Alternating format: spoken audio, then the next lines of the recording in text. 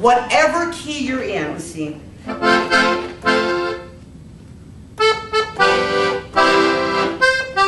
Okay, if you're in the key of C,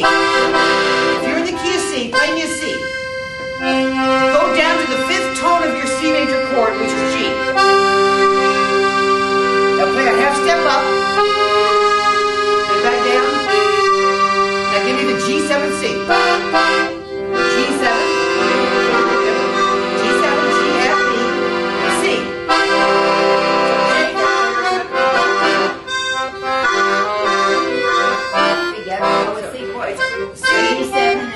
And I'm trying to teach it to you to where you can do it in any key. So whatever key you're in, you play that note, C. Then you go down to what would have been the 5th note of your chord. Go up a half step, then back down. Then go to the 7th chord in that key, which right now is G7. Then C. Now let's go test ourselves. F, F. So go F. What would have been the 5th tone? C. C. Go up a half step. Now what's the 7th tone for the key of F? The bass above it. E. No, the bass right above F. C7. C7. Oh, C7. Remember the 7th's always in the line. So, and if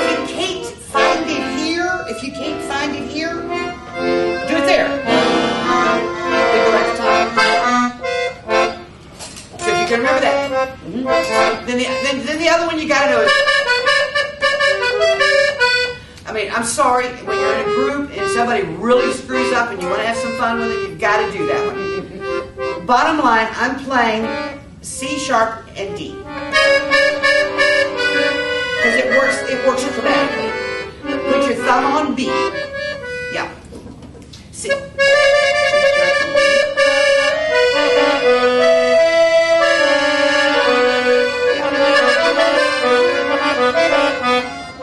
Now, what was the good-looking guy walking by?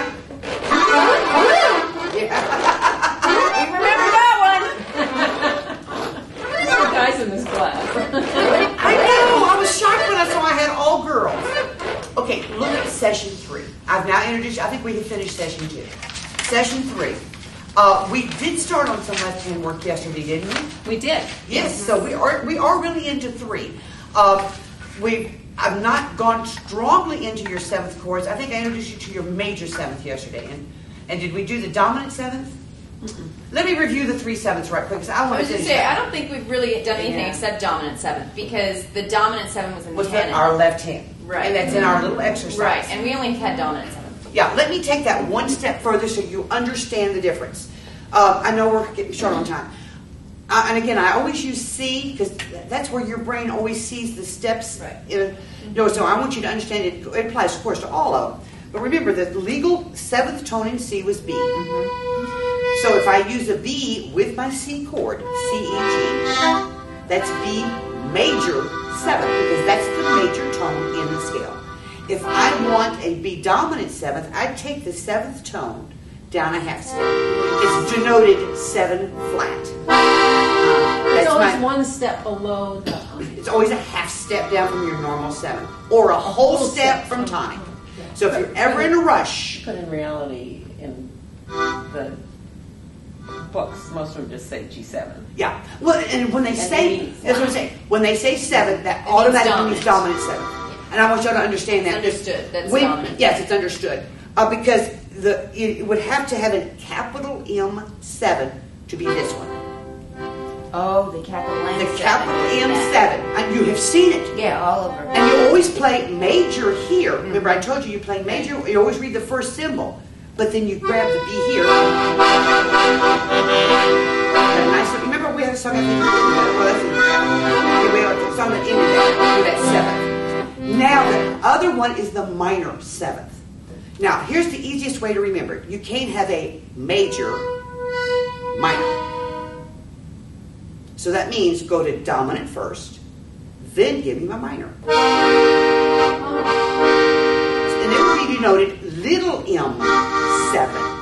So always remember, you can't have a major minor. So just go to dominant and give me my minor. And then in that case, you always play minor in the left hand. I really like that. The only other, and again, I'm trying to build chords gradually, so I don't just blow you away.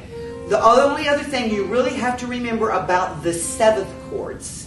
Have you ever seen the notations that go 9, 11, 13? People don't realize this. 9 means, yes, add the 9th tone of the scale, which is the reality, you know, one more beyond 8. They're always usually odd numbers. I know. And they very seldom see a 12. It's always 11. It's 9, 11, 13. But guess what? It passes through the 7th to get there. So if you see a C11, this is C11. Let me say 9 because I can't reach 11. And it has all those notes in it. It has all those notes.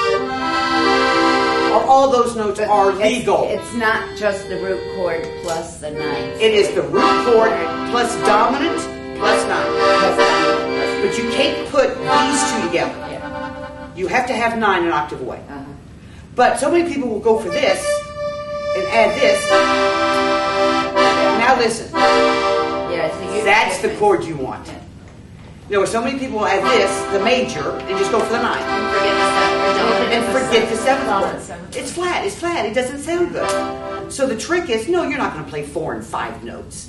Remember what I said about chords. You grab the note that makes the chord. Grab the 7 and the 9. So I mean this, and whatever the melody is. Oh, that's pretty much it.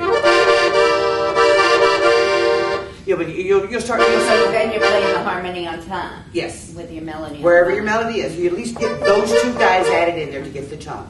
So that's the biggest thing about 7th chords.